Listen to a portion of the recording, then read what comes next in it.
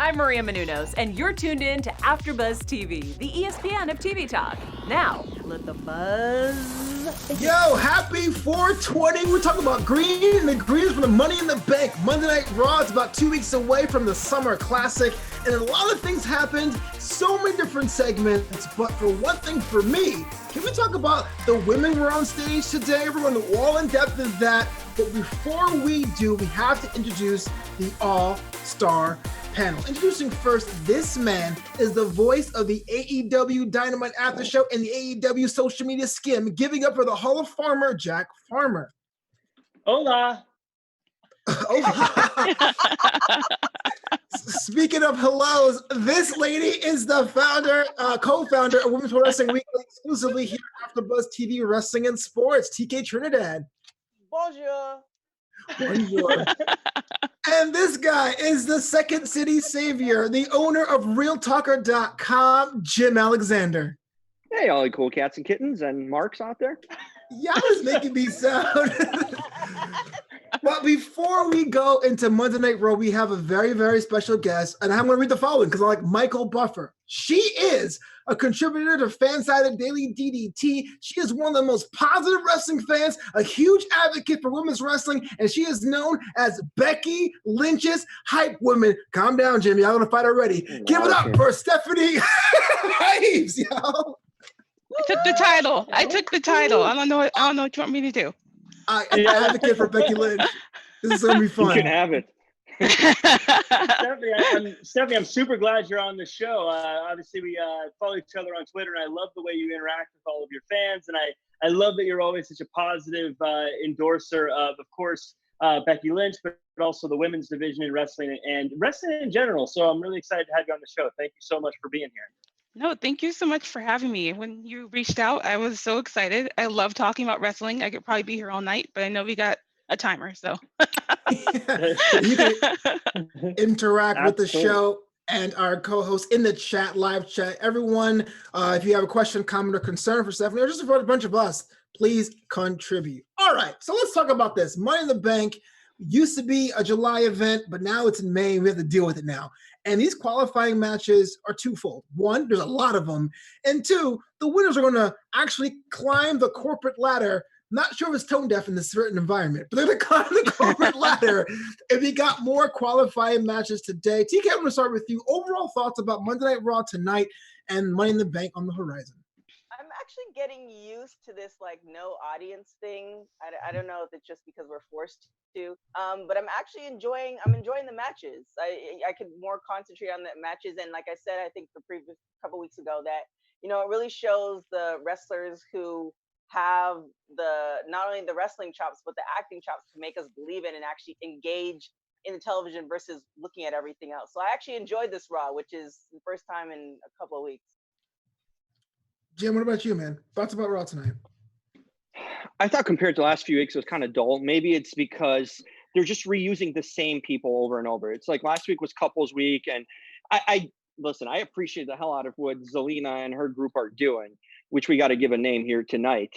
But we just need some more. We just need some more new talent. I don't know if it's logistics getting around there, but we're seeing them like put in a hell of a lot of work, but we need more workers there, in some way. Just switch them out. Maybe I think they should do like a switch out. One week they have this kind of group. They maybe should separate them groups, because we saw Drew McIntyre last week against Andrade. This week he goes against Angel Garza. It's kind of like it's going in a circle in a way. So I just felt it was a little bit slow because of what we've seen the last few weeks, which was actually pretty strong since WrestleMania.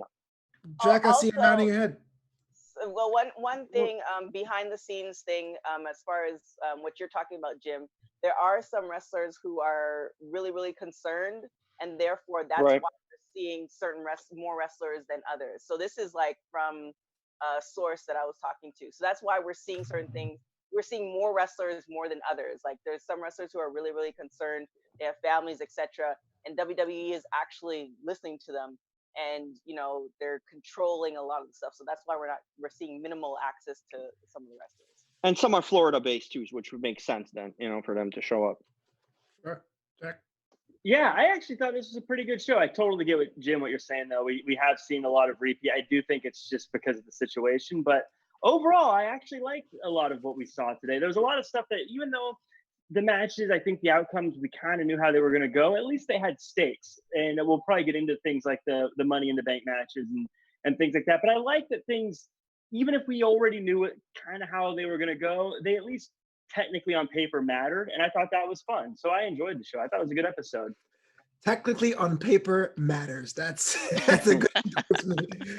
Stephanie, I want to ask you this because I know we had a lot of these empty arena shows for a couple weeks now, and I've been following you live tweeting on every show, which again is a reminder I should do that a lot more often. So thank you. Thoughts about this new era, the Corona era that people are calling about Raw with no fans, having a smaller roster, flipping out week in and week out. I mean, it's weird. It was weird at first, but I am actually enjoying it. To TK's point, it's really putting the talent on the spot, and they have to show what they got on the mic. They have to show what they got in the ring, and it's one of those things where they have to keep a story going, regardless if you have fan reaction or not. So I think I am going to disagree a little bit with Jim here. I don't want to start any fights or anything. To be honest, I actually think the Zelina camp, and I already have a name for them, by the way. I totally named them. But I call them AAA. Okay, yeah. Angel, Andrade, and Austin. And I was like, I need Los Amigos. Los Amigos. That's kind of on the nose. Okay. That's something Jerry Lawler would call them. Ramen noodle moonsault. But let's talk about this new enterprise. Jim, I want to ask you this. Zelina Vega has a little bit of a roster stable there. Andrade, Austin Theory, Angel Garza. Wasn't the best day for them, huh? You know, Andrade got his butt kicked in the first segment. No one helped him out. Angel Garza got beat in the main event. And Austin Theory is not going to Money in the Bank. What's up? Well, here's the thing. I mean, they're working every week, so might as well put them over. You can't just have them, if they're they're throughout the show. I mean, they're taking up at least 50% of the show, right? Appearance-wise. Right. This week and last week, at least, you need to have them get over, because then there's no point. Why are we featuring them so much throughout the show? Why are they supposed to be this important if they're constantly losing? I've been saying for weeks, wins and losses matter, because it builds, especially now where you don't have a crowd to focus on. You're focusing more on the in-ring stuff and the storylines in a sense, because all you have to focus on. You need to have them go over. If you're promoting them, if you're having them work so much and put in a lot of time on screen, you have to have them go over, because then they just become irrelevant. And what's the worst thing? You start losing a few weeks in a row and you become irrelevant. No one cares. So they need to start picking up wins, especially Angel Garza, my guy. So here's where I feel like this is going, though. Just stick with me here. So I don't know if you guys saw last Raw. Well, I know you did. Where right before Seth Rollins came out, Angel actually jumped in the ring and attacked Drew before Seth's music hit, and then Seth's music hit. Actually, I'm sorry, Seth's music hit, and then he jumped in the ring. I actually think they're going to end up joining Seth and helping him out. So that's why I think they're featuring them so much, and they're losing right now. I think Seth is actually going to come in and say, all right, guys, join me. And they're actually going to help him out at Money in the Bank. And what happens to Zelina? Then she becomes obsolete. I have a less optimistic view. I have a feeling they're not winning, because I don't think they're going to be a stable for very long. I think this is just a temporary thing until Money in the Bank. And then I think they're going to go their separate ways. And I think Zelina Vega is going to pick one or two. But I don't think it's going to stay a stable. I think that's why they're not naming them. I think that's why they're not giving them music or doing all the big hoopla that goes into a new stable. I have a feeling this is just a kind of a temporary thing so that Drew has a group to run through while they build up to the match with Seth. I think what they're doing now is what AOP and Buddy Murphy were going to do before all this happened. And I think too, WWE is kind of banking on everything kind of reopening. They're actually beefing up the testing as far as when the wrestlers come in or people come in and out of the performance center. So I think they're really banking on things going back to normal in, the next coming weeks. So they're just kind of like, to Jack's points, they're just kind of, throwing this at us for now in hopes that, there's going to be some sort of normalcy in the next couple of weeks and get back to. I can agree to Jack's theory, though. Jack, I've been talking a long time about Zelina joining up with Aleister. This is a perfect chance. Money in a Bank. She comes over, screws someone over, helps out Aleister. They're both heel because Aleister is trying to be put over, but he's just not connecting because as a face, he doesn't work. His gimmick doesn't work as a face. Turn him heel with Zelina. She could do the talking. They can actually both do the talking. I think that would be a major power couple and one that would be to reckon with in that sense. Because right now, when I'm watching this group, Zelina's just a way over than everyone else. Yes. And it can't be like that. You need one of these guys to be just as on her level or higher. And they're not because she just out-talks him. She's the center of that group. So I think you put her with Aleister, you make better use of Aleister and her, and then you can spread them apart. That's a good theory. And they're a couple in real life. That's why I loved on Raw point. her yelling at him on the ramp. I was like, this is great. This is great. And to your point, Jim, I actually put a tweet out this week just talking to people and asking them who they would turn heel or face right now. And actually I got so many people saying they would turn Aleister heel. Yep. You know, there was a time when I would have said I wanted to see Zelina and Andrade stay together forever if they just love the team. But the past few weeks, Jim, I agree with you. I think everyone has seen that Zelina is such a huge star. She is such a huge star. She should be managing a world champion person. I think everyone is saying right now, Aleister Black's the next guy to elevate to that level as well. So, I mean, as much as my heart would love for Andrade and Zelina to stay together as a team, I think it's the numbers don't lie. People would love those two. I think you're right. I got to give in. I think you're right. Zelina and Aleister Black would be perfect. I think they should team up. Why can't she do both? Because she's married to one of them. Oh God. Talk about this match real quick. Aleister Black takes on Austin Theory, and Aleister Black gets convincing wins. So Aleister Black is going to Money in the Bank.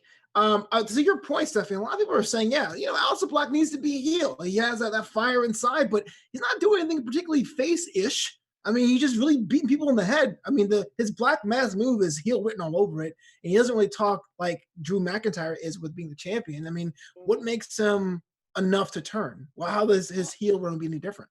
And actually I responded a couple times to people saying he kind of walks the line between face and heel. I don't really see him as either. The thing is that they keep putting him up against heels. Sure. So I think that's one of they have to figure it out. Some people want him to go up against Ricochet, but they're like, he needs to be heel for that. So I don't know. I think he walks a line between heel and face. I don't think he necessarily needs a title as far as that goes, but he could be that much more ruthless. I feel that would make him a little bit more heel. Got it. I understand that. Jim, I know you're talking about putting Aleister with Zaynab, but maybe, just a thought, he doesn't need a manager. Is that wrong?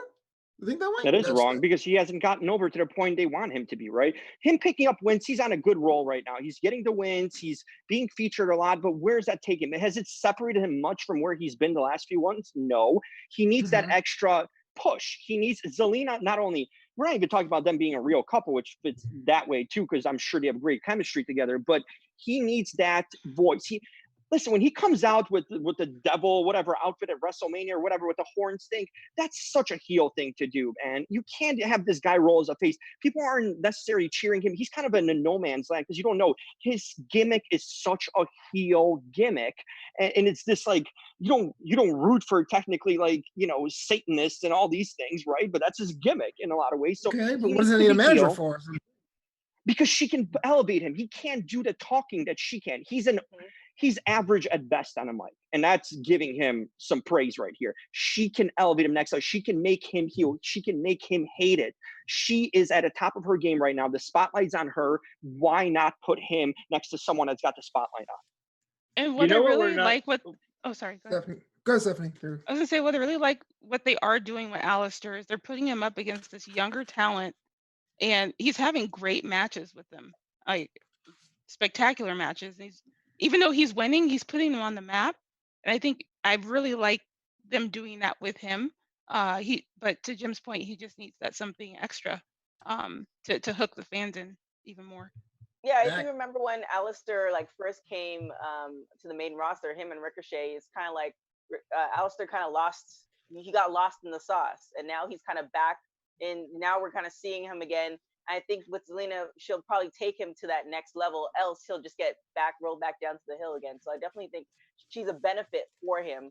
And, you know, I think it'll take them both to another level that people, like just regular fans who don't necessarily watch Raw every week, they're going to start knowing their names. Yeah. I think the thing too is with Aleister, that kind of character, you want them to talk as little as possible. Even if he is great on the microphone, you just don't want to hear him talk. You want him to be mysterious. You want him to be silent. But as far as being a heel goes, he has the look to be a heel. He has the character to be a heel. But the thing we're missing is Aleister Black is so cool. Like, how do you boo him? He's so cool. Like, I want to like him. He's too cool. He's kind of like the Undertaker. At some point, you're like, yeah, he's evil, but he's also really cool. Like, how do you? He's so cool. He's such a cool evil person, you know.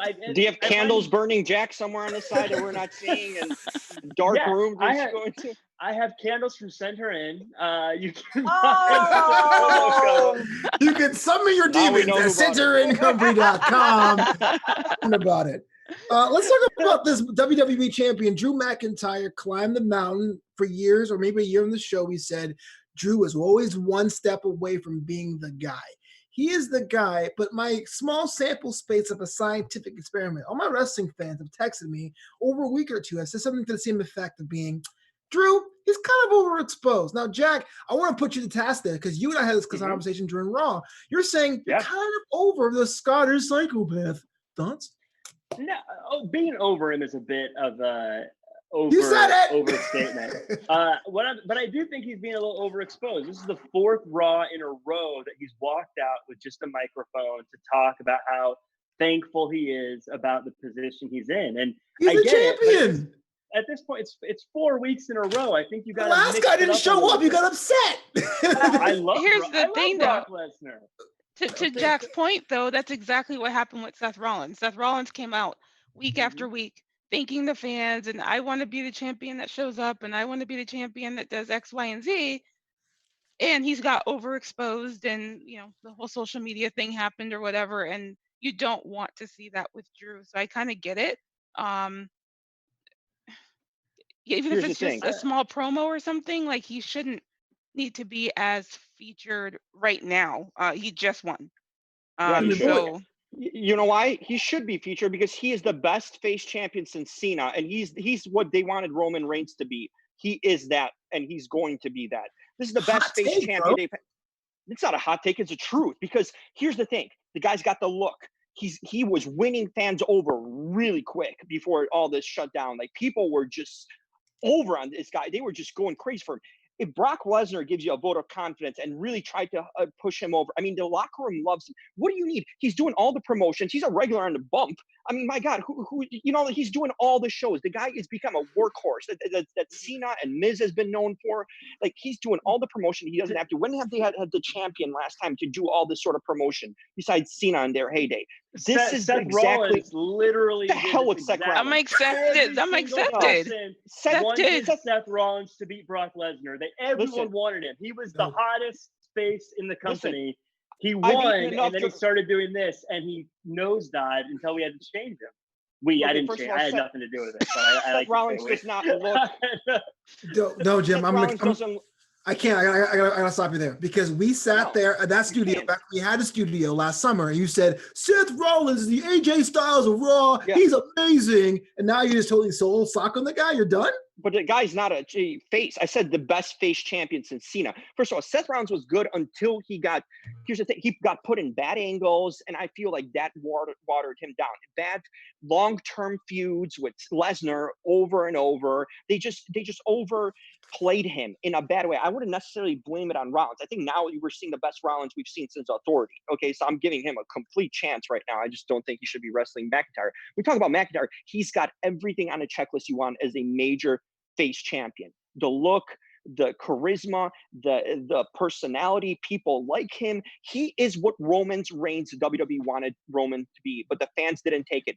They will take Drew McIntyre that way. They like the guy as Roman's never been liked in that sense. So this is the face champion they've always wanted. This big guy that can be charismatic, talk, and get over. And he is over. I want more. He's there now. He's there now, and I agree with you now. But if we keep seeing him every single week to start the show, every single week to have a mid-show interview, and then every single week to see him beat someone, it's going to be a very short time before we're all like, we get it. Again, it's still new, so I'm not. Again, that's why I'm saying I'm not selling my stock on the guy. I'm not saying he's trash or anything. He's great. I love Drew McIntyre. I'm just saying, at the rate we're going, he's going to become get on board with it before the bank. Hold on. Before I start turning heel, TK, what do you think about Drew McIntyre? I think I agree with Jim, which is very weird, but I agree with Jim because we've seen that kind of evolution of Drew McIntyre where we are calling for him. Like he has the look, he has the charisma. We saw him as a champion a year ago. Even when he was with Dolph Ziggler, all this stuff, and we're like, why isn't he getting these chances? He would get to a certain point, then he would grow back down. So it's just one of those things where I think the people who have been following his career for a long period of time back in NXT and before that, it's just like, this has been a long time coming. So if we do see him every week, giving the speeches and doing all this other stuff, it's just like, we don't mind that because it's well-deserved. It's like you see that person grinding in it every year, every day, and it's like, you don't mind them seeing them every week doing that because they deserve it. So did you said you because Drew McIntyre was with Ziggler.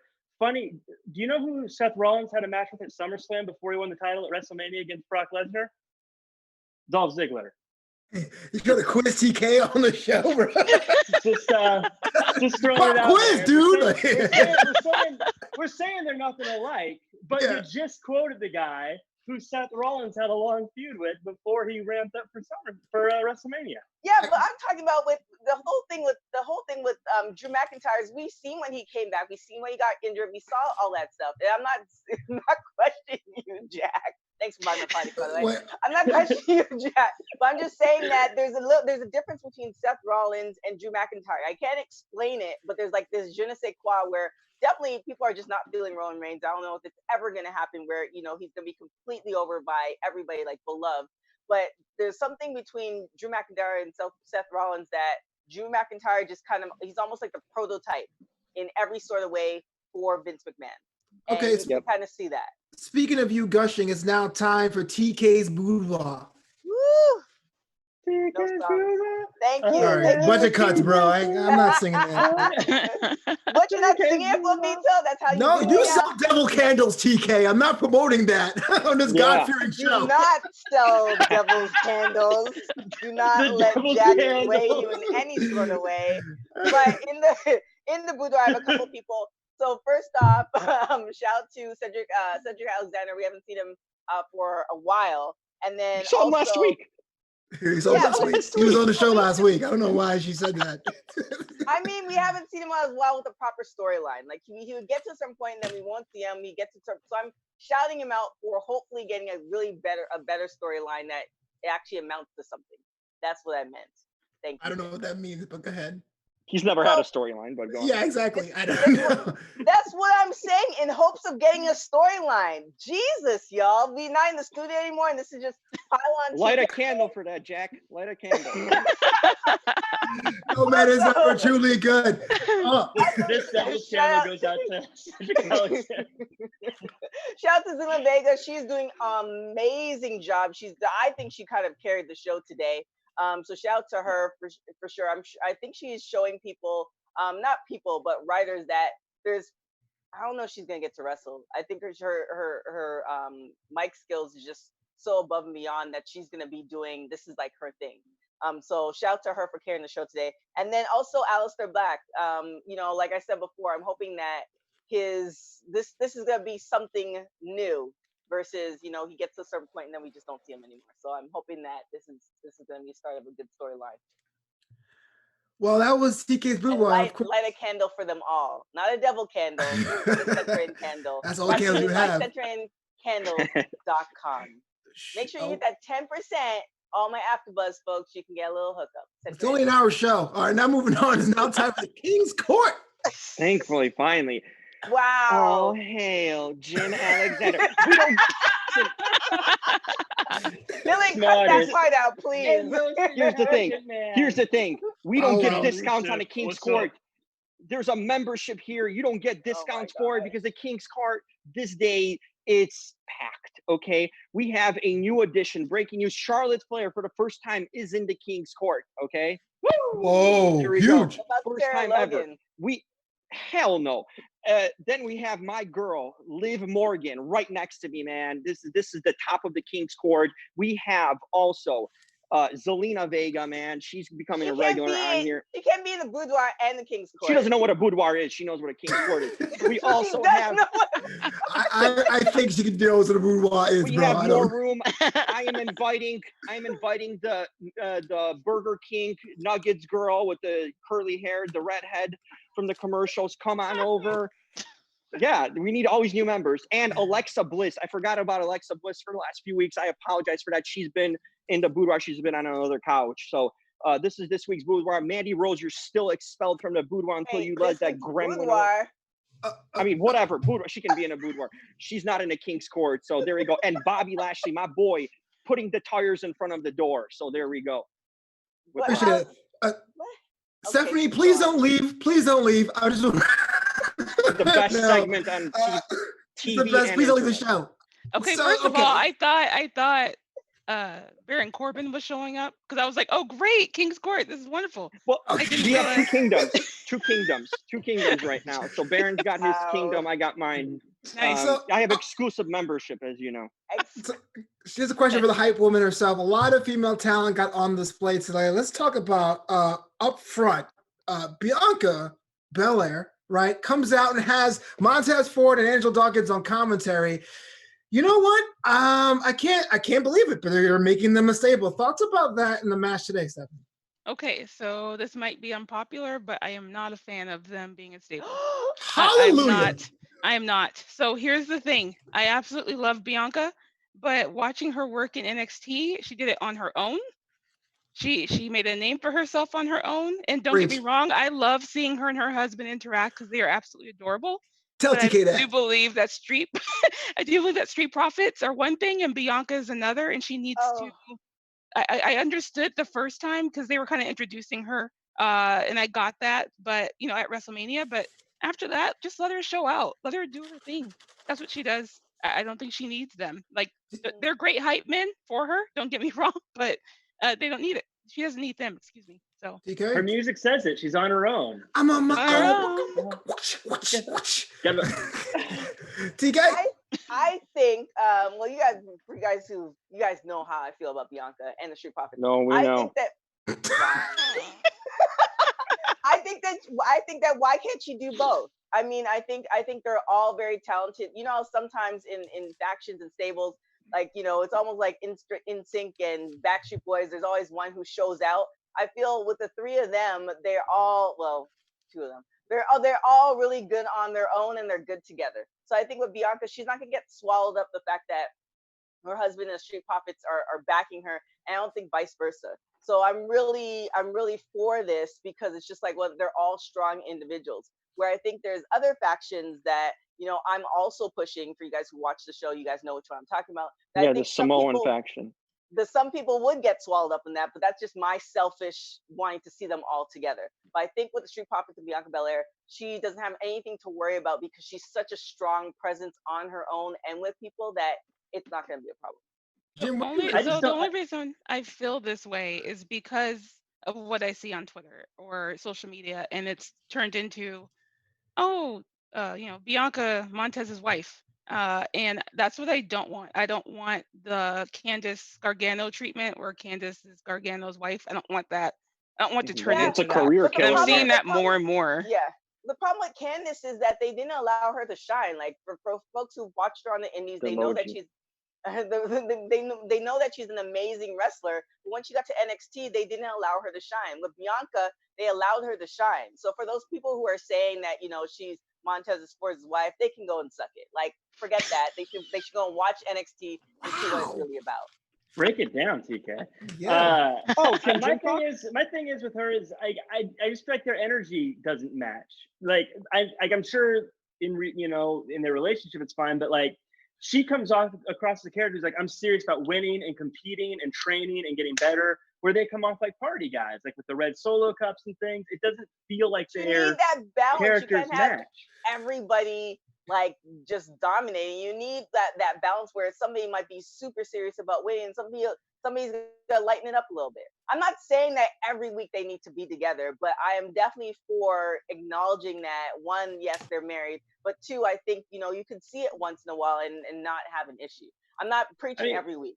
I definitely I'm agree. saying if you put like Doink the Clown and Undertaker together, you're like, why are these guys hanging out? Doink right? the Clown and Undertaker. It's a very dated reference, but I mean, we're running short on time. We gotta keep going. We're short on time, but I gotta say, last button on this. When Bianca was like, that was way too high for her. I thought that was way almost like a caricature of what Bianca was in NXT. But speaking of women's matches, Kayden Carter gets some action here on Raw, taking on the Queen, the NXT champion, Charlotte Flair. I'm not sure if this is an NXT match. Kayden, one of my picks to break out in 2020. Didn't do that much. TK, let me ask you, Women's Wrestling Weekly expert thoughts. Have you not? Ask her. No, let Jim handle it. Let Jim handle it. Let Jim handle it. You can go first, Jim. So Jim, since you thoughts about the match, man. Okay, first of all, we've seen the Kayden Carter squash 2 weeks. She's as over as John Laurinaitis is on Total Bella, so she's irrelevant in this whole thing. But it's true. People power. Well, she's got none of that, first of all. I just hate to see her on Raw jobbing out every week when she should be getting elevated in NXT. I think that's the only way to get her some sort of credibility is to get some mid-card matches, win some, lose some, but she's just being treated as a squash every week. And that's no exposure that you would ever want, right? For someone that hasn't established themselves. So I don't know what they're doing with her. Why has she become suddenly someone that had potential, look-wise, maybe backstory, and she just became the squash victim every week. So I don't know what they're doing there, but hey, Charlotte went over that one real quick. I feel indifferent about this. So the marketing part of me is like, okay, great. Like they have Charlotte on Raw to help promote NXT so people tune in on Wednesdays. The other part of me is like, great. I want to tune on NXT to watch all the people who get squashed, because here's the thing. What makes me interested in NXT talent if they just consistently get beaten? Right. You see what I'm saying? Like, I'm not expecting any of them technically to beat Charlotte Flair on Raw, but I'd rather see them have Charlotte cut promos on Raw for NXT and then do matches over at NXT. Maybe have some interferences or you know, something. If you want people interested in the talent, you have to build up the talent, and crushing them on the weekly basis isn't going to work. And I love Charlotte. I'm a huge four horsewomen fan, so I love her. I'll tell you what, I think this is Charlotte hate. I know you just said you liked her, but if this was any other previous, if this was Shayna Baszler's champion beating Kayden Carter, we'd say that's cool. They're exposing the brand. If it was Rhea Ripley beating Kayden Carter, we'd say that's cool. Charlotte Flair's the champion. Of course she's gonna win. And it's not like Kayden Carter. Look, I think Kayden Carter is great. Also, I'm a fan of hers. Not like she's been on this huge run that got put to a halt tonight either. You know, I think this was a big moment for her to be on Raw with Charlotte Flair. I think it showed the world, hey, you like Charlotte Flair? Check her out on NXT. She's supposed to look strong. If she struggled and had a hard time winning, you wouldn't be like, wow, that looks like someone I want to follow up with. You'd be like, oh. You'd be like, whatever. Like, she should have won. This is exactly what should have happened. This is how you promote a brand. I think it was the right move. Is this truly hate, Stephanie, or not? No, I actually do love Charlotte. The thing is, it's placement for me. It's more, I just feel like Raw should be there to help promote. Whether it's through promo again or whatever the case may be, I think the matches need to happen on NXT though.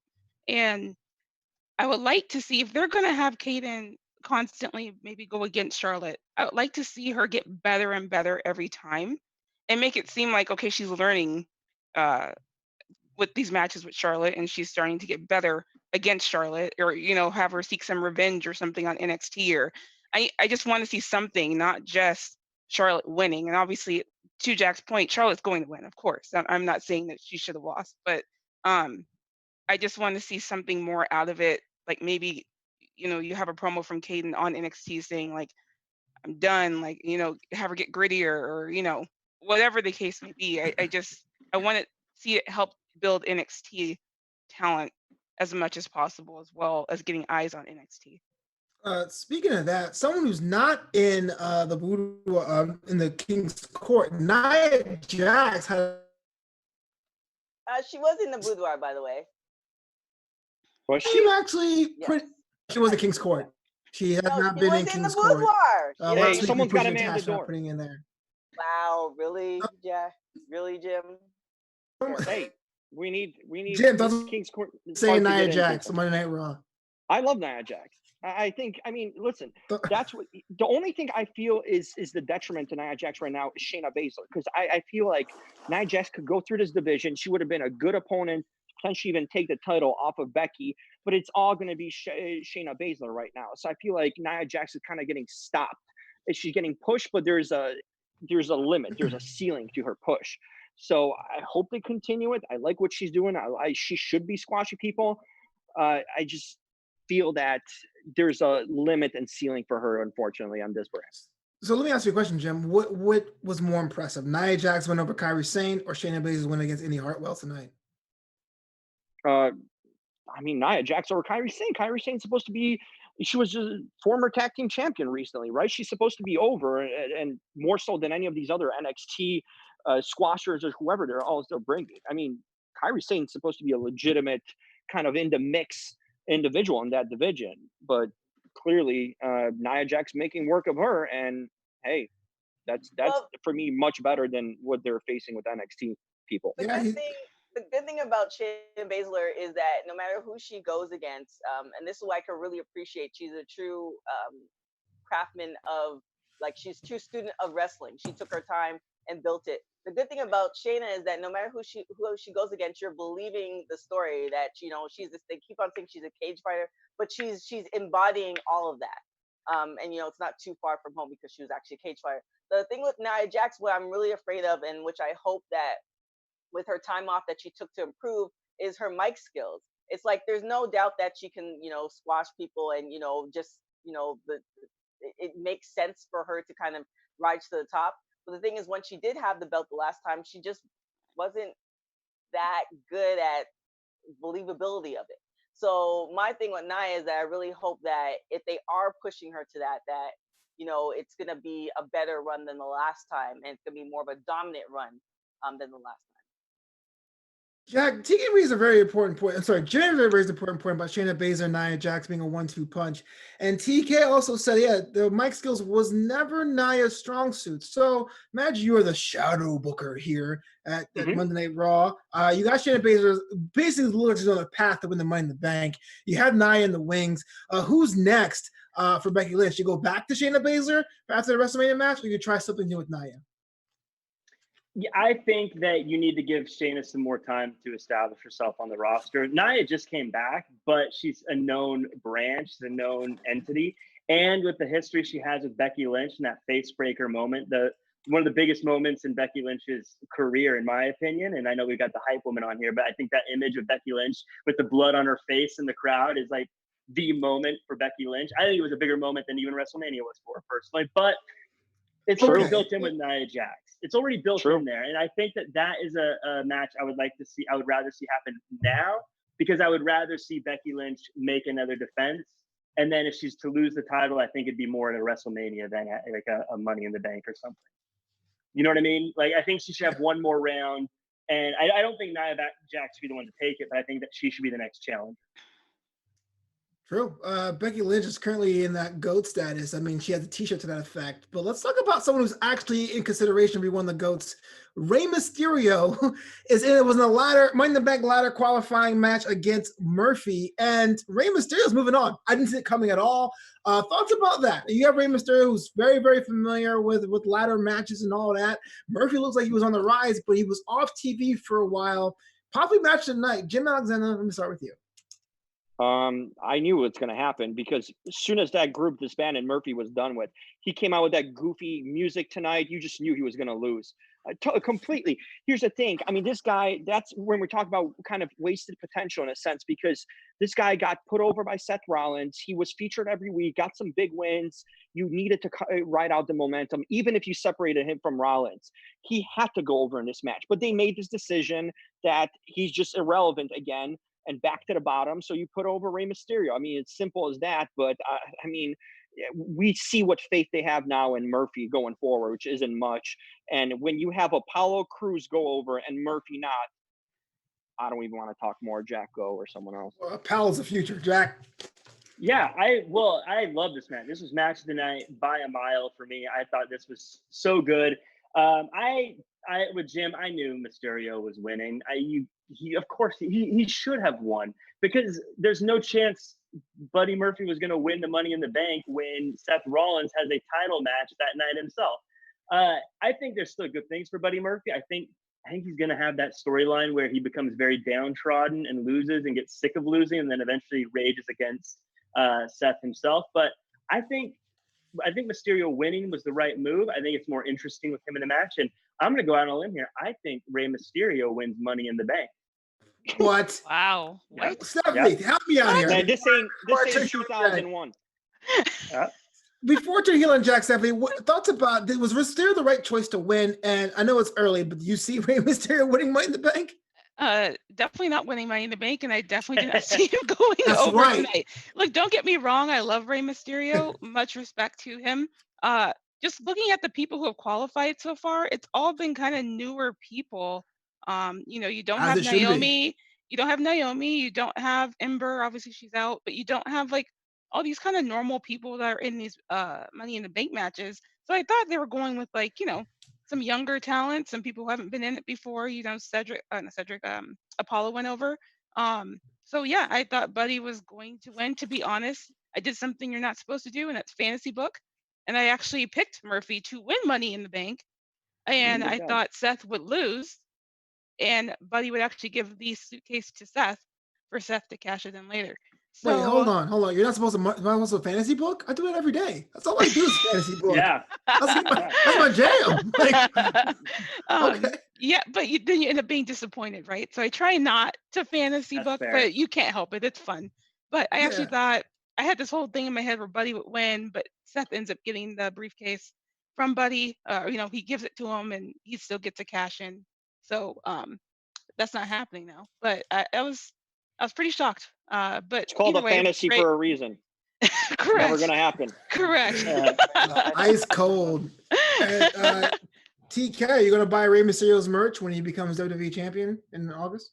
I don't think that's gonna happen. I definitely, thought he was gonna win. But I think with all the newer talent, you still need some of the, old guard in there to lead the way per se. So I didn't see him losing today, but I don't see him, taking it off for sure. Cool. Can I explain my Rey Mysterio pick real quick? No. Go ahead. Look, because this is what happened. I think Drew McIntyre is going to successfully retain, and then he needs a new challenger. And I know a lot of people are like, oh, it should be Aleister Black or it could be Buddy Murphy. Drew McIntyre is not going to lose to the very next challenger. He's got to have a run for a little bit. And who else would be better to beat than a certified legend who's been there before for a good old one-off match at a big show like SummerSlam, than someone like Rey Mysterio to get another win, another defense at a big show against a major legend before going on to then the life or death feud against someone like an Aleister Black. You've clearly lost your mind, Jack. The hair is sitting back, talking nonsense. I mean, what is happening? This isolation's getting to you, man. Way too long. I love like the pause before I was like, nah. Let's talk about I can see like maybe a Daniel Bryan or somebody like, I don't know. Sure. Daniel Bryan can barely go over Gulak, much less win a Money in a Bank. They're tag teaming now. So let's talk about tag teams. Tag team match players: Cedric Alexander and Ricochet taking on Thorne and Vic. Shane Thorne and Brendan Vick. Now, we all knew after losing to the Viking Raiders, who are now bros in the car eating turkey legs, that Cedric Alexander and Ricochet were going to win this match. But for some reason, Jack Farmer was on Twitter saying he was a big fan of Shane Thorne and Brendan Vick. Mister, what were you on, good sir? Please explain yourself. It's pro wrestling. You could be a fan of someone without them being in a dominant win streak. It's okay. I don't think they're going to take over the world tomorrow. I just thought they did a good job of looking like a team for said Ricochet to have a match with. I thought they Have were a you- good It said mid-card Rico. tag team. Said Have you been Rico. leaving your Have you been leaving your house, Jack, at all? Because some of these picks are just, I mean, are you just getting stir crazy? What's going on? I'm Those not double buying candles. a Brandon Vink t-shirt. I'm just saying they were a good. I don't think his I mean, mom was you gonna I have buy don't it. think they have one. I You don't have think a they have one. full, like, different haircut. There's more facial hair. Like, you just seem like you're losing it a This is- little bit. This Those is double candles, quarantine man. hair. They rock your My hair- brain. It's Those those double candles candles. getting to him. Those The candles double getting candle. to him. Man. I Whatever, am man. I enjoying. thought they did a good job of being the people that someone like Rico needs to face. You can't have them facing the Street Profits and AOP and the Viking Raiders every week. You got to have people for them to face that they can beat. And this is a team that they can beat that didn't look like the local Florida area talent that has never been on TV ever in their life. They looked like real wrestlers, legitimate big guys who knew what they were doing. I thought they did their job really, really well, and they helped make those two look good in their match. So I thought they did their job in a really, really good way. Just Can we talk about win the the Raw title tag doesn't mean anything. team, the Raw tag team status? Because it's really bad. Like Lack thereof, sure. the lack thereof. Like number one, I think Rico needs to be a heel tag team. Like you have the Street Profits who are face, you have the Viking Raiders who are face. AOP's out, and I guess Vink and I'm sorry, whatever their names are. Brandon Sorry. Vink, I guess they're legendary heel. Brandon How do you Vink not and know him? Shane Thorne. Yeah. Don't What happened insult by Jack. wrestling Mount Yeah. Rushmore? I don't know. I think the thing is Ricochet and Cedric both need a little extra something. Like I do like them as a team. I like how they're booking them. They're not like completely dominant and they don't completely suck, which is great.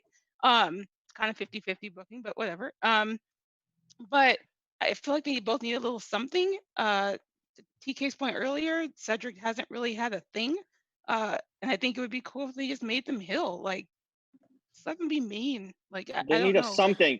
It's called a personality, which they both lack right now. So Wow. Let that's me a guess, problem Lena on both there of them. too. Now, what That's is not suggesting? true. They No. don't lack the personality. They thing. don't have the opportunity to. They don't have the opportunity to showcase their personality for us to gravitate towards them. You don't want them to. Exactly. Yeah, You just Jim, want them to wrestle.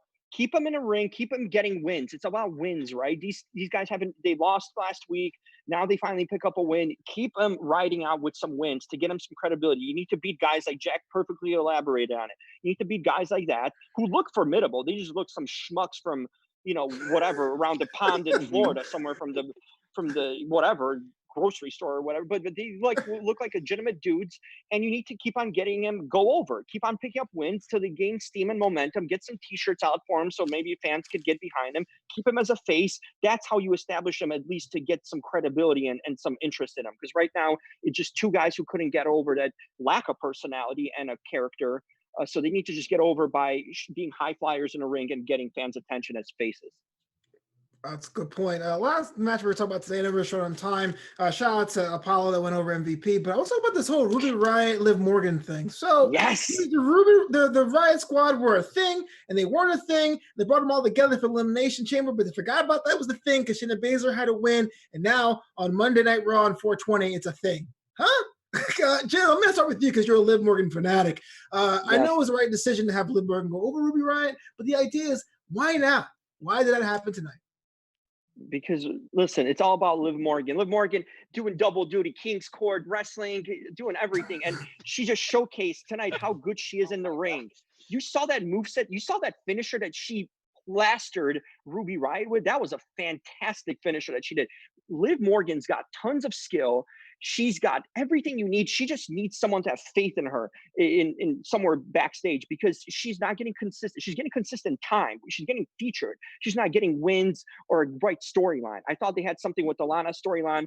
Thankfully, Lana and Lashley. You did. You thought there was something with the Lana storyline. Yeah, right. I You did. thought there was something with the No. I love that storyline. So you just keep on putting over. It's not about Ruby. No one cares about Ruby. She's irrelevant. It's about Liv Morgan getting her wins, buying her time to get a good storyline and developing Liv Morgan. That's a star in the making. I agree. I think Liv has improved tremendously in the ring. I've always been a Liv Morgan fan.